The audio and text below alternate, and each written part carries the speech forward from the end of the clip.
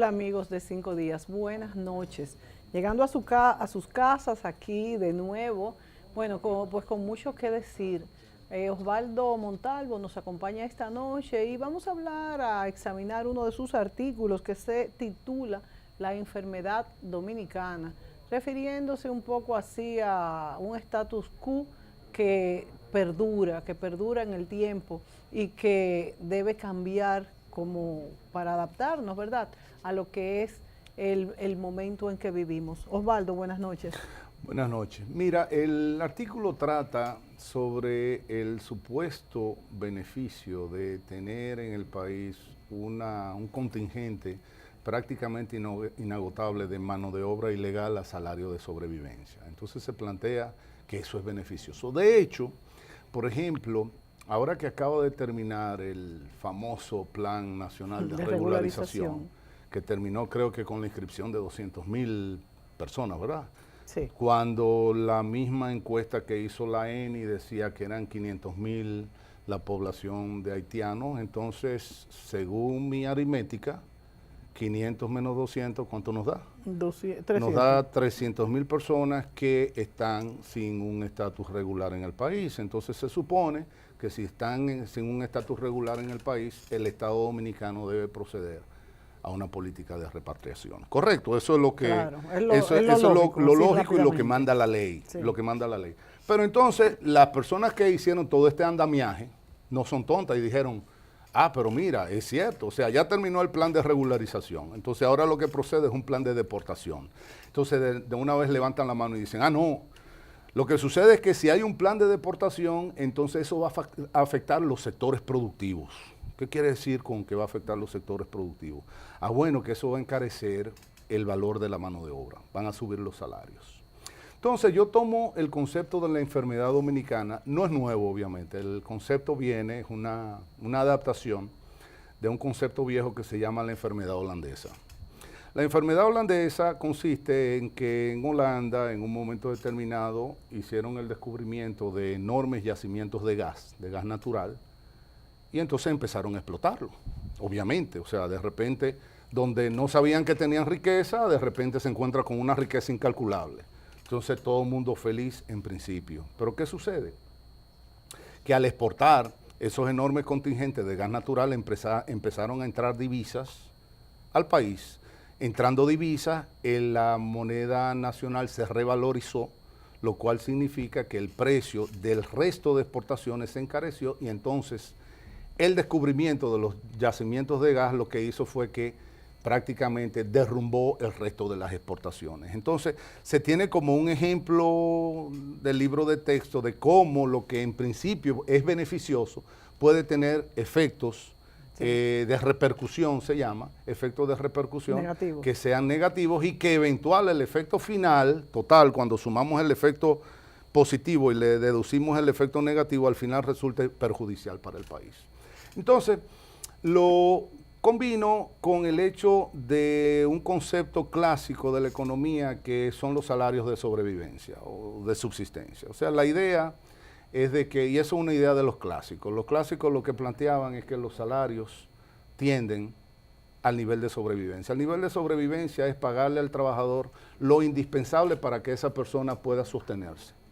Entonces, de hecho, a partir de ahí se aplica hasta un poquito la ley malthusiana, desde que si tú le pagas más del mínimo de sobrevivencia, empiezan a reproducirse y al empezar a reproducirse el salario tiende por debajo de la sobrevivencia, lo cual entonces empieza a disminuir la tasa de natalidad y de reproducción de la fuerza de trabajo, con lo que tenemos un mecanismo como automático que tiende, si los salarios suben, vuelve al nivel de sobrevivencia y si bajan, entonces igual es un mecanismo automático. En vez de pensar que si suben los salarios van a gastar y a allá vamos.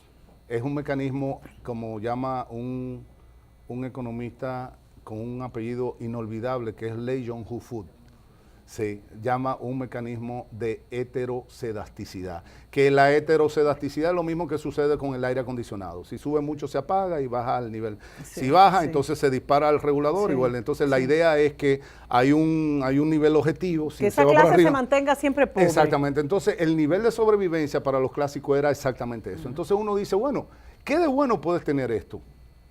quede bueno, porque resulta que si está al nivel de sobrevivencia, no pues, puede pagar claro, alojamiento, claro. no puede pagar escuela, no puede pagar salud, no puede pagar esparcimiento. Y hay que subvencionarlo. Correctamente. Entonces, cuando nosotros tenemos ese contingente a nivel de sobrevivencia, entonces nosotros, el resto que tiene una producción superior a lo que es su consumo de bienes y servicios públicos, tiene que pasar a subsidiar ese enorme contingente. Sí. Si ese subsidio no es suficiente, entonces esa precariedad se convierte en indigencia.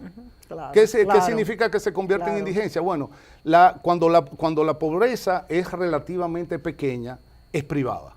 O sea, tu privada, tú la sufres, la padeces entre las cuatro paredes de tu casa. Exacto. Pero ya cuando la pobreza se extralimita, ya esa pobreza sale de los muros del espacio de lo privado y se va hacia el espacio exterior, porque y te arrabeliza todo. En principio la persona no tiene dónde vivir y no tiene baño y no tiene ninguna propiedad. Y mucho menos educación. Entonces, para echar la basura y para contaminar tiene todo. Que utilizar los espacios públicos para no tiene salud, está lleno de enfermedades. Correctamente. Entonces, ahí es de donde viene qué de bueno puede contar con mano de obra prácticamente ilimitada al nivel de sobrevivencia. Hay otro elemento adicional que también lo planteo en uno de los artículos.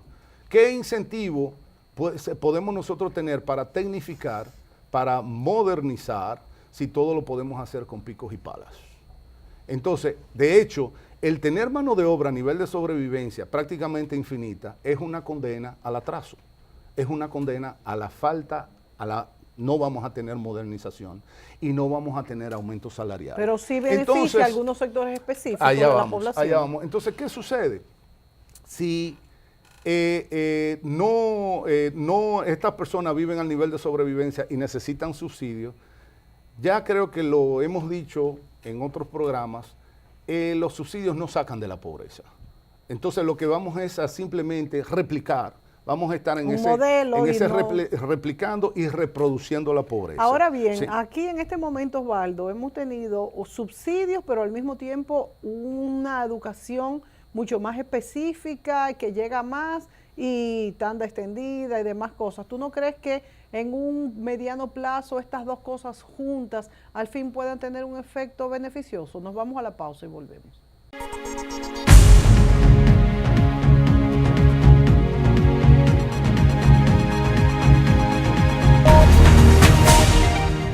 Me gusta cuando amanece, cuando me gustas. Juegas tu mar, tu cielo, me gusta todo en ti, me gusta. Dominicana, me gusta como eres, me gusta tu belleza y todo lo que tienes. Dominicana, me gusta como eres, toda su belleza, te abre los brazos de Dominicana. República Dominicana lo tiene todo. Hablamos esta noche de ventajas y desventajas de una sociedad que mantiene un gran cúmulo de salarios de sobrevivencia, como los califica Osvaldo Montalvo en su artículo. Y bueno, pues yo te pregunto eso, Osvaldo, ¿qué ventajas tiene también? Porque claro, ya hablamos que para un segmento de la población lo tiene. El saldo, ese saldo entre ventajas y desventajas para un país como sociedad de estos salarios, ¿cuál es? Mira, lo que yo quiero que quede como mensaje principal es que los salarios bajos no son buenos. Tener salarios bajos no es bueno. Siempre se ha planteado, ¡ay, qué fabuloso! Tenemos, porque podemos contratar personas por nada. Sí. Eso no es bueno. No es bueno porque simplemente fijémonos en las sociedades ricas. Las sociedades ricas, es decir, los países desarrollados, se caracterizan justamente porque la mano de obra es cara. Claro, claro. ¿Sí? Por eso es que, por ejemplo, en los países ricos no hay sirvienta. Por claro. eso es que en los países ricos, cuando usted va al mecánico, sí, en vez de usted decir repáreme, usted le dice no, cámbieme. Sí. Porque él lo cambia en 15 minutos y si lo va a reparar se va a coger 3 horas. Entonces, claro, la mano de obra en el desarrollo es cara. Entonces, ¿por qué es cara? Porque es relativamente escasa, porque es productiva. Entonces, no hay nada de qué alegrarse cuando nosotros tenemos mano de obra a nivel de sobrevivencia. ¿Por qué? Porque eso significa mano de obra que va a tener que ser permanentemente subsidiada, permanentemente, porque la pobreza produce pobreza. Eso está demostrado en muchísimos países. Eso, obviamente, siempre va a haber una persona excepcional, y en nuestro país nosotros los tenemos, que salió de la pobreza y de repente es millonario, quizá porque sea pelotero o quizá porque se haya hecho un abogado eminente, pero esos son excepciones. Claro, son los menos. O sea, la realidad es, y eso está calculado, medido hasta estadísticamente, que cuando usted se desarrolla en un ambiente de pobreza, tiene una altísima probabilidad de quedarse en la pobreza, claro, y de reproducirla en sus hijos. Claro. Entonces, claro. ¿qué significa eso? Que esa es una población que va a tener que ser permanentemente subsidiada. Entonces, y es una población que no va a salir de ese miasma. Entonces, el otro elemento es decir, bueno, la educación, el 4%. Sin embargo, el PISA, que es lo que mide y compara, ¿no?, los resultados en diferentes países, ha establecido que nosotros gastamos por estudiante $1,000, ¿sí? Y hay países que gastan menos de la mitad y que tienen resultados el doble de bueno que nosotros. Lo cual es indicativo que el problema no es únicamente de presupuesto. Entonces, ¿qué pasa? Que con la educación ha pasado con lo mismo que con la justicia. Cuando se habla del progreso en la justicia es porque hicieron un palacio de justicia, porque le arreglaron los muebles o le compraron computadoras. O sea, la justicia está en las computadoras, en los bloques, en el techo y en las pinturas que están en las paredes. Entonces uno dice, pero ahí es donde está la justicia. Entonces, la educación está en el desayuno escolar, está en la tanda. O sea, porque si a eso nos vamos, entonces, si la tanda antes era de 6 horas y ahora la hacemos de 8, pues vamos a hacerla de 10. Y a lo mejor así salimos de los peores lugares. ¿Y por qué tú te ríes? Porque esa es un poco la idea. O sea, la idea es que si la solución es extender las tandas, pues vamos a extenderla todo lo posible, 24 horas, ¿no? Entonces, inmediatamente tú dices, no, la educación no está en las cosas. La justicia no está en las cosas. Claro, O sea, claro. o nosotros transformamos el elemento humano, el sujeto, ¿sí?, el sujeto que interviene en los estamentos de justicia, jueces, fiscales, procuradores, o nosotros transformamos el sistema de profesorado, o vamos a estar empantanados en lo mismo y haciéndonos los tontos, porque eso es un discurso político. Eso es lo que te iba a decir. Es un discurso parte político. del problema es el discurso político, pero yo creo que los avances en educación se van a ver a mediano plazo. Lo que pasa es que no se pueden ver tan rápido. Pero tú tienes mucha razón en que el discurso político de hacernos vender de que ya estamos mucho mejor, de que con las inversiones que se han hecho, cuando ahora es que se está comenzando a los profesores a... Pero hay otro tema, Mónica. O sea, ¿qué es lo que nosotros estamos buscando? Un joven dominicano culto. O un joven dominicano productivo. Que sepa trabajar, claro. Entonces, ¿qué es lo que estamos buscando? Un joven dominicano que se gradúe del bachillerato y nos dé una gran cátedra de historia universal. Eso no o que sepa declamar poesía. Sí, eso no porque hay otro, argentino, bueno, se me ve el nombre, que es un periodista. Oppenheimer. Él tiene varios libritos y me fascina porque tiene un sarcasmo fino, ¿no? Sí. Entonces él dice, es que América Latina quiere seguir escribiendo poesía. Y la poesía no es desarrollo. La poesía puede ser muy hermosa y demás, ¿no? Y en los países desarrollados también hay poesía. Pero nosotros tenemos que focalizarnos a cuestiones que tengan incidencia en la producción, en el consumo económico y en el consumo económico en un contexto moderno, mundial. Y todos esos programas educativos si nosotros podemos involucrar a la juventud dominicana en la producción exportable y que la producción exportable sea verificable, porque a cada rato hay un gran simposio sobre estimular las exportaciones. Es como la cuestión de la pobreza, cantidad de seminarios, la pobreza y las exportaciones. Pero cuando tú vas a los números o cuando tú te vas a la realidad, porque para irte a la realidad, ¿cómo tú te vas a la realidad? Fácil. Tú vas a Nueva York y tú entras a una tienda o a un supermercado y tú empiezas a buscar en las etiquetas. ¿Made in dónde? ¿Made in dónde? Entonces no me hable de que somos una potencia exportadora cuando yo no veo dónde. O sea, indícame con qué. Claro. Pero volviendo a la cuestión de la enfermedad dominicana, de ahí es de donde viene. Entonces, si nosotros vamos a hacer todo con picos y palas, porque no hay ningún incentivo para hacerlo de otra manera, porque nosotros tenemos ahí contingentes enormes, producto de la misma invasión, ¿sí? Entonces, hay el otro elemento que tú decías al principio. Bueno, pero el país no se beneficia de esa mano de obra a nivel de sobrevivencia. La respuesta es que no. El saldo es negativo. Se beneficia el empleador directo, porque hay una confusión. Porque todo el mundo dice que sí. Hay una confusión que la han puesto a correr obviamente, con un interés perverso los fusionistas. Y es la confusión entre salario y costo de la mano de obra. El salario el costo de la mano de obra no es únicamente el salario directo. ¿Qué significa eso? O sea, yo soy un promotor inmobiliario y yo contrato mano de obra ilegal y le doy 300 pesos la jornada. Si el precio de mercado es de 500, me estoy ahorrando 200. Los precios no interesa, eso lo podemos escalar y lo podemos ajustar. La idea simple es que yo le pago al ilegal menos de lo que le pago al nacional o al legal para el caso, ¿no? Porque la mano de obra legal tiene el mismo precio que la... Entonces yo me estoy ahorrando esos 200 pesos. Tú dices, bueno, pero si se lo ahorra el promotor inmobiliario, se lo está ahorrando el país. No es verdad. ¿Por qué no es verdad? No Primero, porque ese ahorro de 200 pesos no se transmite a precios menores. Claro. Eso se queda como una ganancia adicional, porque él tiene su ganancia normal, como tiene todo negocio, el empleador. Pero por otro lado, el costo de la mano de obra es el salario directo más el salario indirecto.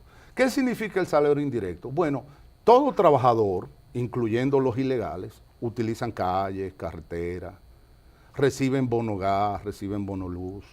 Pero además de eso, se atienden en los hospitales, van a las usan escuelas. Servicios públicos. Entonces, ¿quién paga eso? Porque el empleador no está pagando eso. Entonces, él lo que está haciendo es que está privatizando ese ahorro y está socializando el salario indirecto. Claro. ¿Quiénes pagan eso? Lo pagan lo que yo llamo los contribuyentes netos, la población dominicana que paga impuestos por encima de su consumo de bienes y servicios sociales. Es decir, vamos a la pausa, la clase media dominicana es la que está subsidiando la vida social de esos ilegales. Nos vamos a la pausa, pero yo quisiera que tú aclararas un poco más este concepto de que lo oímos en todas partes, de que un país sin inmigrantes de mano de obra no puede salir adelante. ¿Qué tan cierto es eso? Y en el mismo Estados Unidos vemos cómo pues los mexicanos, los dominicanos y demás son quienes hacen esas labores, pero ahora con esta fobia, ¿verdad?, a la inmigración, pues Trump está defendiendo justamente eso. Sin embargo, de este lado no se defiende.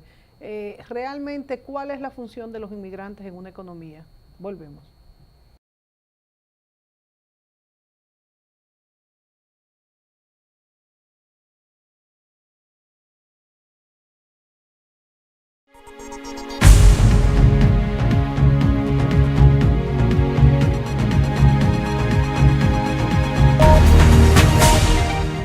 Me gusta cuando amanece, cuánto me gustas. Juegas tu mar, tu cielo, me gusta todo en ti, me gusta. Dominicana, me gusta como eres, me gusta tu belleza y todo lo que tienes. Dominicana, me gusta como eres y toda su belleza, abre los brazos de República Dominicana lo tiene todo.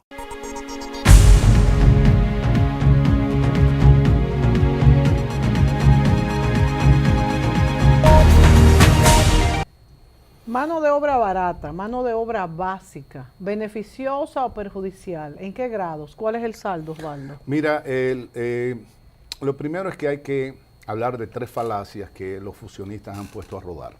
La primera, que la emigración hacia Estados Unidos es igual que la emigración de los haitianos a República Dominicana. Eso no es verdad. No es verdad por varias cosas. Lo primero es que en la economía norteamericana el aumento de productividad es lo que ha creado el espacio en los niveles inferiores para la ocupación de los trabajos de menor remuneración por parte de la mano de obra extranjera. Eso significa que si tú eres un neurocirujano, tú no te vas a poner a cortar hierba en el patio. Entonces, ¿qué es lo que tú haces? Bueno, hay una serie de trabajos que la economía norteamericana no la hace porque su productividad es muy alta. Que no la tenemos aquí, esa productividad. Entonces, no la tenemos aquí. ¿Por qué te digo que no la tenemos aquí? El dominicano no hace el trabajo que hace el haitiano, no es por una cuestión de aumento de productividad, sino por un desplazamiento lateral. ¿Qué significa un desplazamiento lateral? Bueno, que el dominicano se ha ido a la economía informal o a la economía canalla. ¿Cuál es la economía canalla? Bueno, lo vemos en la calle, porque a veces también hay algunos colegas que lo que tienen es una cabeza de libro de texto. O sea, ellos lo que ven es un libro de microeconomía y un libro de macroeconomía y nunca han ido a un campo, nunca han visto cómo se muele café, nunca se han sentado en una fritura, no saben lo que es una batea de batata con morcilla. Entonces, todo es un libro de texto, ¿me entiendes? Entonces, ¿qué sucede? Cuando usted se va a la vida real y se va a ver qué está haciendo la juventud dominicana, en concreto, ustedes me van a decir a mí que vender CD pirateado en la calle, afuera de un supermercado, eso es trabajo. Que vender perrito en una esquina, eso es trabajo. ¿Verdad? Que estar 15 hombres con una media de edad de 35 años en un puesto de motoconcho, eso es una organización social. Entonces, por favor, realmente son salidas que la población encuentra porque dicen, no, espérate, o sea, el único activo productivo que yo tengo es mi cuerpo. Y yo mi cuerpo, por una cuestión de posibilidad, no lo voy a deshacer a ese precio. Entonces, es una racionalidad, la misma que utiliza la racionalidad un médico cuando dice, yo prefiero hacer una cirugía y ganarme $100,000, ¿verdad? Y no me voy a poner a deshiervar el patio de mi casa, eso yo se lo pago a un mexicano. Entonces, no es lo mismo aquí que allá. El otro elemento es que la migración que nosotros estamos recibiendo es la del país más pobre del hemisferio y uno de los más pobres del mundo. O sea, no estamos hablando de un diferencial de ingresos como el que hay, por ejemplo, entre Ecuador y Chile o el que hay entre Argentina, entre Bolivia y Argentina. ¿Sí? No es lo mismo. El tercer elemento, y que es quizá el más importante, es que nosotros estamos recibiendo una invasión del país del que nosotros nos independizamos y con el que nosotros tenemos grandes rencores históricos. O sea, Bolivia y Argentina no tienen rencores históricos. Bueno, tendrán. Sí, pero no han tenido, porque justamente después de las independencias vinieron una serie de guerras territoriales. Pero no tienen el rencor histórico que nosotros tenemos. De hecho, yo he planteado en más de una ocasión que los fusionistas están tratando de modificar, de cambiar lo que es el inconsciente histórico del dominicano para tratar de plantear que la historia insular empieza en la época de la ocupación haitiana y de esa manera plantear que inicialmente en la isla el territorio era haitiano. Consecuentemente la invasión no es tal, sino es una recuperación del territorio y de ahí viene la cuestión de que es una indivisible. Lo cual ya estamos viendo los reparos históricos que tenemos, ¿sí? Para decir que encima de eso tenemos diferencias que son de idioma, tenemos diferencias que son culturales, tenemos diferencias que son... En más de una ocasión también he dicho que Haití en 1805, y eso lo dice un economista del Banco Mundial en un libro que se llama La carga del hombre blanco, en el 1805 Haití era la colonia más rica de América y exportaba el equivalente a 805 millones de dólares actuales. Hoy en día Haití es un estado fallido. En ese lapso, 200 años, ¿verdad? Ellos han llegado de tener la mayor riqueza a tener la mayor pobreza. O sea que tienen una fórmula. Tienen una fórmula y esa fórmula que la aplicaron allá es la fórmula que la aplicaron acá. Entonces, se quiere plantear esa situación como que es una falta de humanismo. Eso te iba a decir, Sí. Osvaldo, se oye todos los días en el radio, en la televisión, personas hablando que nosotros no queremos a los haitianos precisamente por eso, porque dicen así mismo, no lo estoy diciendo, estoy repitiendo lo que dicen. No los queremos, ellos dicen, porque son sucios, pobres y negros. No tenemos, o sea, por eso entonces, porque son esos, tenemos que recibirlos. Entonces, por falta de humanidad. por ejemplo, Chile, que le ha puesto visa a la entrada de haitianos, ¿por qué lo ha hecho? Porque son negros, porque son sucios y porque... Entonces, ¿qué es lo que sucede, Mónica? No seamos ingenuos. O sea, todo país tiende a preservar su nivel de bienestar. Claro. Entonces, yo no le veo ningún todo pecado a país eso. tiene, en términos morales, quizá obligación a una cuota Claro, de una humanidad. cuota. Yo he planteado en más de un escenario, sobre todo en los escenarios donde están los fusionistas, liberales, izquierdosos y demás, le he planteado que una tesis interesante sería que la migración en el mundo se reparta acorde al ingreso nacional. Claro. Entonces vamos a plantear que los países desarrollados acojan una migración, pero en función de su ingreso nacional. Entonces ese es otro Para punto. poderle también brindar No es cierto lo mismo, estatus de... no es lo mismo tener una población de 2 millones de haitianos, cuando menos en la República somos Dominicana. 11, Si nosotros somos ¿cuánto 10, es la 11, estamos la hablando de un proporción? 20%, Claro. cuando Estados Unidos lo que tiene son 13, pero ellos son 320 millones de habitantes. En la economía más poderosa y más rica o sea, del son mundo. muchos, tienen un territorio inmenso y su economía es la mayor Entonces, del mundo. ¿qué pasa? No nos llamemos a engaño. Todo esto, el plan de lo que se trata, obviamente la cuestión del racismo, que no hay tal, porque los dominicanos somos el país más mezclado del mundo, xenofobia y demás, todo eso son discursitos. Al final de lo que se trata es de imponerle a la República Dominicana la carga fiscal que significa el Estado fallido de Haití. ¿Y con qué propósito? Con no cargar los países centrales. Y para eso, ellos lo que han hecho es que financian gente de fuera y aquí para que promuevan ese discurso y demás. Entonces, Haití lo que va a hacer con la República Dominicana es el abrazo del ahogado, que eso todo el mundo... Que se ahogan los dos. Todo el mundo lo entiende. El que se está ahogando, lo que hace es que se abraza del que lo va a sacar y se ahogan los dos. Eso es lo que...